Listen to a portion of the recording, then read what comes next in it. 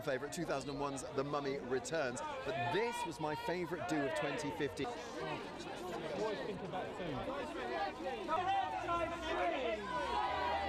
Guys, you left! Robert!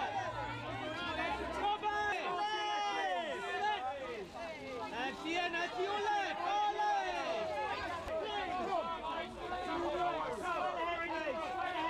Tom, to your left, please!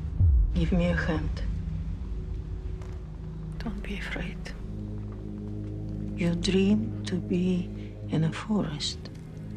I wish to find a lost city. What you seek is far greater than you ever imagined. Your soul will never be quiet until you find this place. It is your destiny. Day and age, and just look at the whole continent. I mean, certainly... Because it's based on a true story, and obviously he's a real man, there's a big responsibility that comes with that. And the more that I researched and the more I got into learning about the complexities and nuances of him as a man and his life, I got to really like him and admire him from what I could tell, and I felt an even greater sense of responsibility to try to get him right, and or at least as close to our perception of who he was as possible.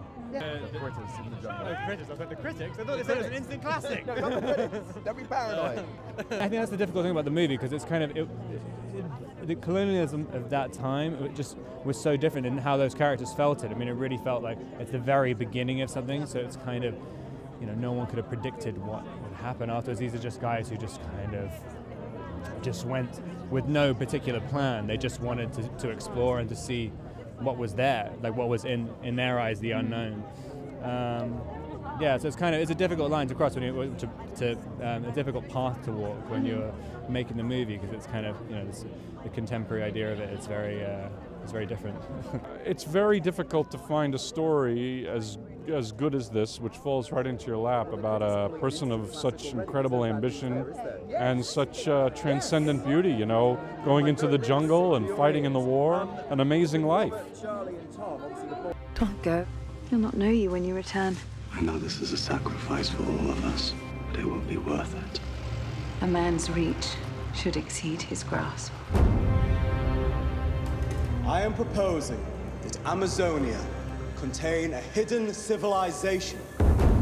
If we may find a city where one was considered impossible to exist, it may well write a whole new chapter in human history.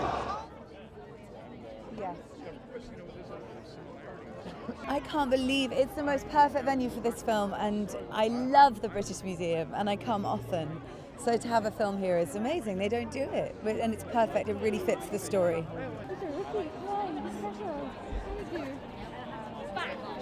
Oh, it's beautiful. I mean, one of the most beautiful countries I've ever been to. Yeah, it's like the rainy season and stuff, but I mean, you get to stay in your swimming trunks every single day for 2 months, and you go on a boat to work. I mean, it's pretty amazing.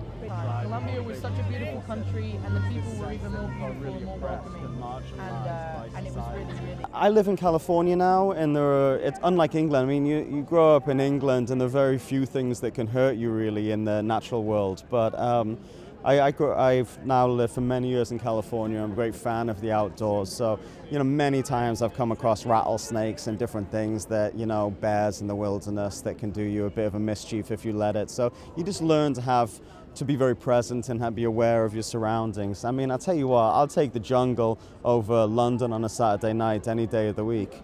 I'm sort of not designed for the jungle. I'm sort of designed for air conditioning and a nice cozy bed.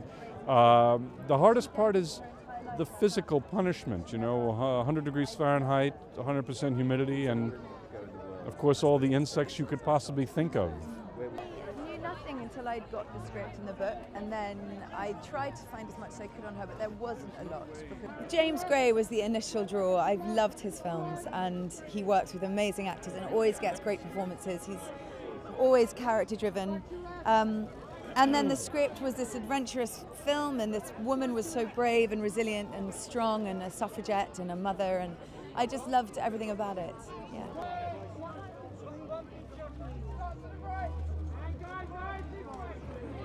You don't even care about going home. You only care about your lost city.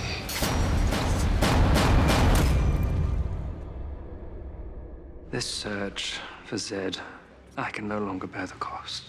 You've come to doubt its existence. No.